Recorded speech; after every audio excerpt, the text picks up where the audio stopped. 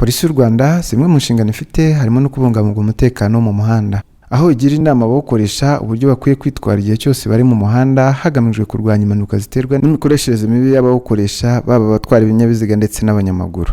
Ikigo cy'igihugu cy'iteganyagihe Meteo Rwanda cyatangaje ko mu mezi ane ari imbere, ni ukuvuga kuva mu kwezi kwa Nzeri kugeza mu Ukuboza 2023, ko hazagwa imvura nyinshi ugereranyije n'iyari isanzwe igwa. Bityo muri ibyo bihe hakunze kurangwa n'impanuka zitandukanye zibera mu muhanda bitewe n'ingaruka ziterwa n'imvura, aho usanga amazi yarengeye imihanda, kuriduka kw'imisozi, ibihu byinshi n'ibindi.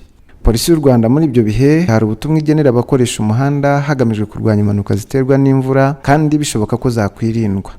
Mu kiganiro cy'uyu munsi turarebera hamwe imyitwarire ikwiye kuranga abakoresha umuhanda, by'umwihariko abatwara ibinyabiziga mu bihe by'imvura, aho turi burebe ibyo utwara ikinyabiziga akwiye kubanza kugenzura mbere y'uko atangira urugendo mu bihe by'imvura. Tuganira n'umuvugizi wa Polisi y'u Rwanda ahari bugaruke ku myitwarire ikwiye kuranga abatwara ibinyabiziga muri ibi bihe, ndetse n'abatwara ibinyabiziga baratubwira ingaruka babona zabaho mu gihe hatabanje kubaho kugenzura imiterere y'ikinyabiziga ugiye gutwara. Ese ni ibihe by'ibanze umuntu utwara ikinyabiziga akwiye kubanza kugenzura ko bikora neza mbere y'uko atangira urugendo mu bihe by'imvura? Tugiye kurebera hamwe iby'ingenzi umushoferi agomba kugenzura ku kinyabiziga muri iki gihe cy'imvura. Urabanza ukareba ko esigarase zawe zikora n'amazi ya esigarase arimo. Esigarase zawe ukabona ko zikora neza, ukazamura n'amazi ya esigarase ukareba ko arimo. Esigarase ikintu zidufasha ni mu gihe uri mu rugendo imvura ikagwa, zidufasha guhanagura ikirahure, cyangwa igihe utari kureba imbere neza zikadufasha gukuraho umukungugu. Icya kabiri, ugomba kugenzura ko amatara yawe ya kamenabihu akora. Kintu aya matara ya kamenabihu adufasha ni igihe harimo igihu ugiye kubisikana n'indi modoka ikabibona yuko ari indi modoka bigiye guhura. Ikindi adufasha kubona imbere neza. Cya gatatu, ukagenzura amapine yawe yuko ari mazima atashaje, ukareba nimba afite amano arimo n'imyuka ihagije, ugakomeza ukayareba yose uyitegereje neza, ukareba ko afite amano atashaje, kuko iyo ashaje yateza ubunyerere. Cya kane, ukareba ko imodoka yawe amatara ya feri akora. Wasanga amatara ya feri yaka, ugahita utangira urugendo wirinda umuvuduko kuko umuhanda ubunyerera cyane. Umuvugizi wa Polisi y'u Rwanda aratangira atubwira uburyo abatwara ibinyabiziga bakwiye kwitwara mu bihe by'imvura ndetse n'impanuka zikunze kubaho muri ibyo bihe hamwe n'ikizitera. Muri ibi bihe by'imvura cyane cyane nk'uko iteganyagihe bigaragaza kandi nuko bimaze kugaragara, imvura yatangiye kandi yatangira mu muvuduko. Hari ibyo tugomba gukangurira abanyarwanda mu byiciro bitandukanye: abatwara ibinyabiziga, imodoka, amamoto. Turabutsa kureba ibinyabiziga byabo neza, kubigenzura, kugenzura amaferi na za bandefre, kugenzura niba uduhanagura amazi ku birahure essuie-glace dukora neza, kugenzura nimba amazi yo guhanagura ibirahure arimo, no kugenzura niba amatara maremare n'amagufi y'igihe cy'imvura akora neza. Bagomba kugenzura amapine nimba ari mazima, cyane cyane kugira ngo babashe kugenderaho muri ibihe by'ubunyereri. Ariko ikirushaho byose ni uko bagomba kuba bafite barakoresheje controle technique. Bagomba rero igihe cyose imvura iguye kwirinda guhagarara mu makorosi, kwirinda guhagarara munsi y'ibiti, no kwirinda guhagarara ahantu hose hatuma umwuzure ubasanga aho bari, cyangwa nabo hari uburyo bakumira amazi ariho atemba amanuka.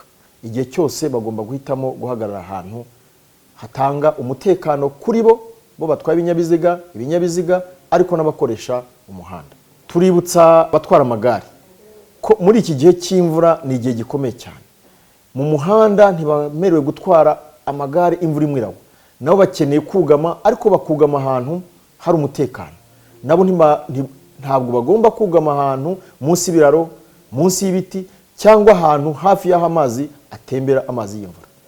Turabashishikariza kuzirikana ibi byose, ariko tunabibutsa na gahunda isanzwe duhora tubibutsa yo kutagenda nabi mu muhanda, yo kutarenza amasaha saa 12, yo kutikorera ibintu ubirenze ubushobozi bw'amagare yabo, yo kutagenda bafashe ku makamyo haba hazamuka hamanuka n'ahatambika.